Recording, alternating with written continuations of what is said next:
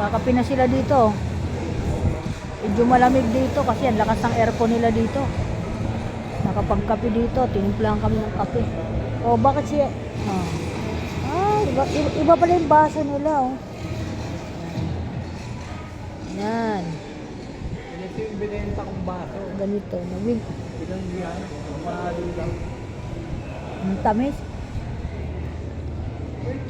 Kasi tatanggap ko lang. Oh, okay.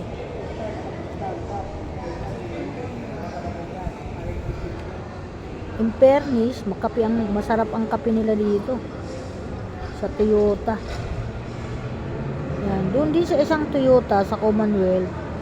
Libre din ang ano nila doon, kape. Pati biscuit yata.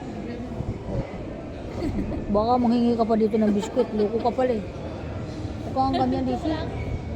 Tinan mo yung mukha niya yan. Mukhang nakakaluko eh. Tinan mo. Alam ng bawal ang kape. Tigilin mo hindi si bawal sa'yo yan. Bawal o. Tinan mo. Bawal.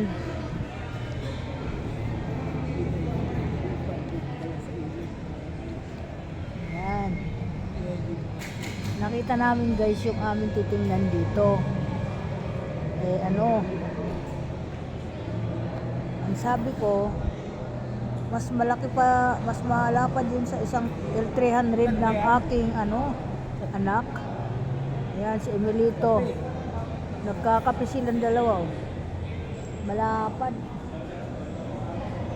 Ayun, yung gano'n, tinan mo, maliit lang yung L300. Ayun, maliit lang. Kaya napakalapad, oh. Napakalapad. Maliit lang yung bagmalik kami yung display dyan. Maliit lang yung ano yan.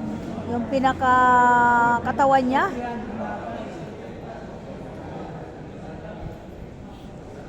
Malamang pag ginarahe yan doon, kung mayroon yan doon, pag ginarahe, wala na madadaanan ng motor. Pwede naman. Wala, mahirapan.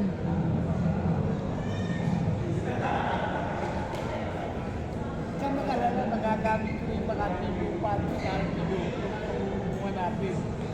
Yung kay Jokno, O, pakatmas na ganyan. pwede rin.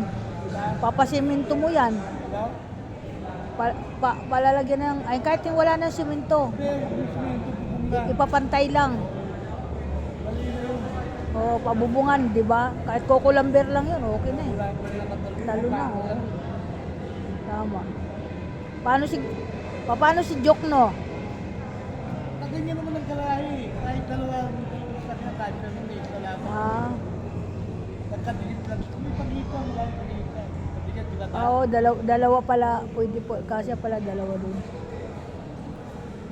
Dito yan sa malapit sa school ng STI. Ayan, STI to. Bali, magiging dalawa na ang estudyante ko dito. Sa STI. Kasi dito yung apo ko, dito rin yung pamangkin ko sa ganitong building. Dito siya nahi-enroll. Naka-enroll na yan. Ayan. Napakaganda ng buhay nila. Bantala kami nung araw, di kami nakatikim ng mga ganyan. Ang ginagamit ng binabao namin ay tubo. Ayan. Merienda namin sa hapon. Sila. Ang ganda ng kanilang mga henerasyon ngayon. Okay, thank you. Bye-bye. Welcome to my vlog.